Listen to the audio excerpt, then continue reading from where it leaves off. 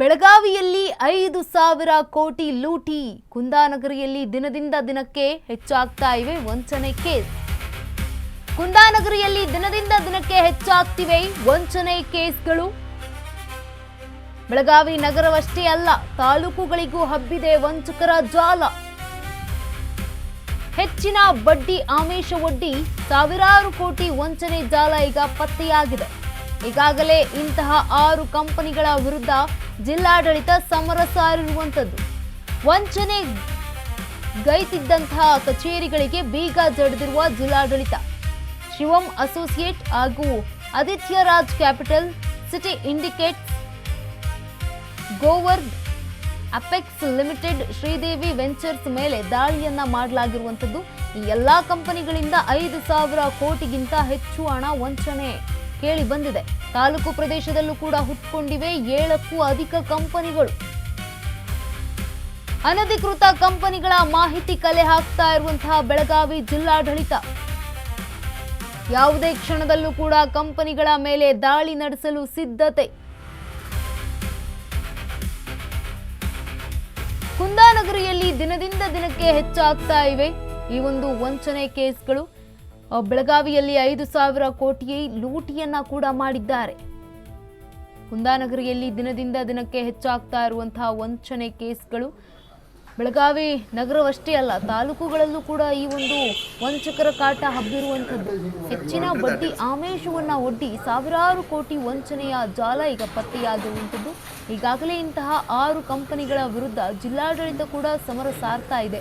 ವಂಚನೆ ಮಾಡ್ತಾ ಇದ್ದಂತಹ ಕಚೇರಿಗಳಿಗೆ ಬೀಗವನ್ನ ಹಾಕ್ತಾ ಇರುವಂಥದ್ದು ಜಿಲ್ಲಾಡಳಿತ.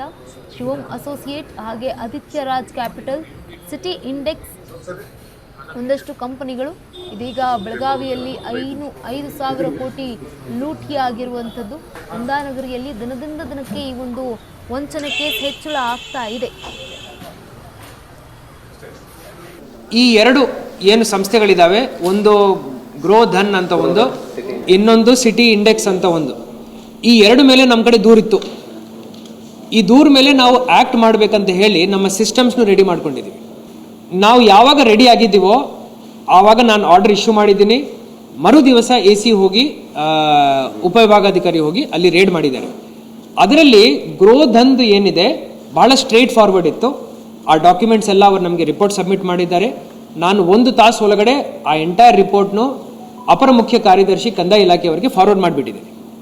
ಸಿಟಿ ಇಂಡೆಕ್ಸ್ ಅವರು ಒಂದು ಕಂಪಲ್ಸರಿಲಿ ಕನ್ವರ್ಟಬಲ್ ಡಿಬೆಂಚರ್ ರೂಪದಲ್ಲಿ ಅವರು ಒಂದು ವ್ಯವಸ್ಥೆಯನ್ನು ನಡೆಸ್ತಾ ಇದ್ದಾರೆ. ನಾವು ಟೆಕ್ನಿಕ್ಯಾಲಿಟೀಸ್ನ ಅರ್ಥ ಮಾಡ್ಕೊಳ್ತಾ ಇದ್ದೀವಿ. ಅದಕ್ಕೆ ನನ್ನ ಪ್ರಕಾರ ಸಿಟಿನಲ್ಲಿರುವಂಥ ಮೇಜರ್ ಕಂಪನೀಸ್ ಈ 4 ಕಂಪನೀಸ್ ಇದ್ದಾವೆ, ಅದನ್ನು ನಾವು ಮುಕ್ತಾಯ ಮಾಡಿದ್ದೀವಿ. ಅದಾದ ನಂತರ ಈಗ ರೂರಲ್ ಏರಿಯಾಸ್ದಲ್ಲಿ ನಾವು ಫೋಕಸ್ ಮಾಡ್ತಾ ಇದ್ದೀವಿ. ರೂರಲ್ ಏರಿಯಾನಲ್ಲಿನೂ ಇದ್ದಾವೆ ಆ ಕಂಪನೀಸ್. ನನ್ನ ಕಡೆ ಒಂದು ಲಿಸ್ಟ್ ಇದೆ, ನಾನು ಬಹಿರಂಗ ಮಾಡಲ್ಲ, ಬಟ್ ಅವರ ಮೇಲೆ ನಾವು ಹಂತವಾಗಿ ಕ್ರಮ ವಹಿಸ್ತೀವಿ. ತಮ್ಮ ಮುಖಾಂತರ ಎಲ್ಲ ತಾಲೂಕುಗಳಲ್ಲಿದೆ ನನ್ನ ಕಡೆ ಲಿಸ್ಟ್. ನಮ್ಮ ಕಡೆ ಇರುವಂಥ 15 ತಾಲೂಕುಗಳ ಪೈಕಿ 7 ತಾಲೂಕುಗಳಲ್ಲಿ ಈ ಥರ ಚಟುವಟಿಕೆಗಳು ನಡೀತಾ ಇದೆ ಅಂತ ಹೇಳಿ ನನ್ನ ಕಡೆ ಮಾಹಿತಿ ಇದೆ. ಅವರ ಮೇಲೇನೂ ನಾನು ನಿಮಗೆ ಭರವಸೆ ನೀಡ್ತಾ ಇದ್ದೀನಿ, ಅವ್ರ ಮೇಲೇನೂ ನಾವು ಕ್ರಮ ವಹಿಸ್ತೀವಿ. ಸಿಟಿ ಇಂಡೆಕ್ಸ್ ಕೇಸಲ್ಲಿ ನಾವು ಭಾಳ ಎಕ್ಸ್ಪರ್ಟ್ ಒಪಿನಿಯನ್ ತಗೊಳ್ತಾ ಇದ್ದೀವಿ.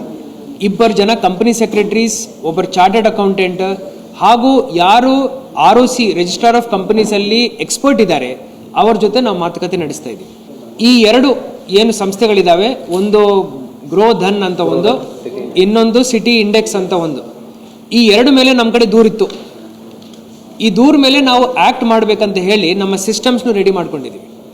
ನಾವು